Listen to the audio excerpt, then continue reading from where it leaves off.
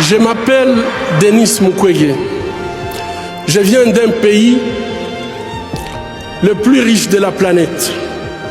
Pourtant, le peuple de mon pays est parmi les plus pauvres du monde. La réalité troublante est que l'abondance de nos ressources naturelles, or, coltan, cobalt et d'autres minéraux stratégiques, alimente la guerre, source de la violence extrême et de la pauvreté abjecte en République démocratique du Congo. Nous aimons tous les belles voitures, les bijoux, les gadgets. J'ai moi-même un smartphone. Ces objets contiennent des minéraux qu'on trouve chez nous, souvent extraits dans des conditions inhumaines par des enfants jeunes qui sont victimes d'intimidation et de violences sexuelles.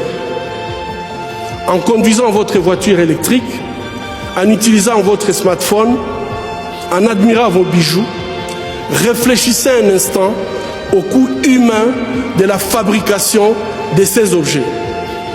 En tant que consommateur, le moins que l'on puisse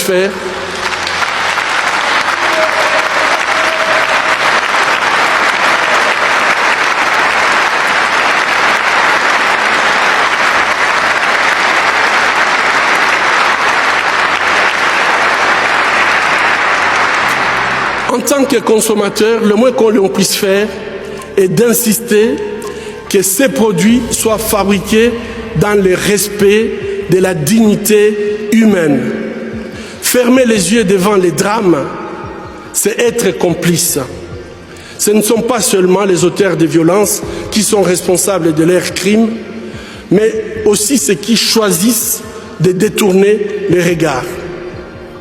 Mon pays est systématiquement pillé avec la complicité des gens qui prétendent être nos dirigeants.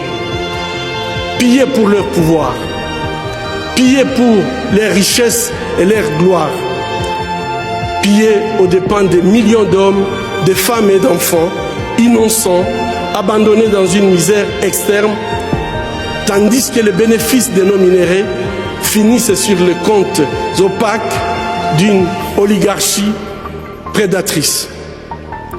Cela fait 20 ans, jour pour jour, qu'à l'hôpital de Panzi, je vois les conséquences de cette mauvaise gouvernance de mon pays. Bébés, filles, jeunes femmes, mères, grand-mères, et aussi les hommes et les garçons violés de façon cruelle, souvent en public, en collectif, en insérant du plastique brûlant ou en introduisant des objets contondants dans leurs parties génitales.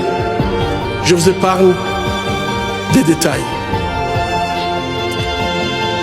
Le peuple congolais est humilié, maltraité, massacré depuis plus de 2 décennies au vu et au su de la communauté internationale.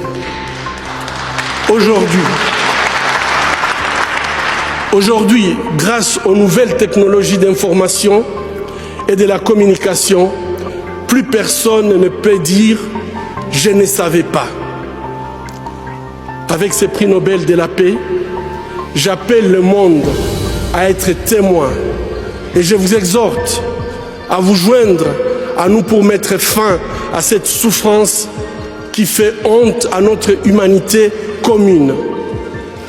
Les habitants de mon pays ont désespérément besoin de la paix.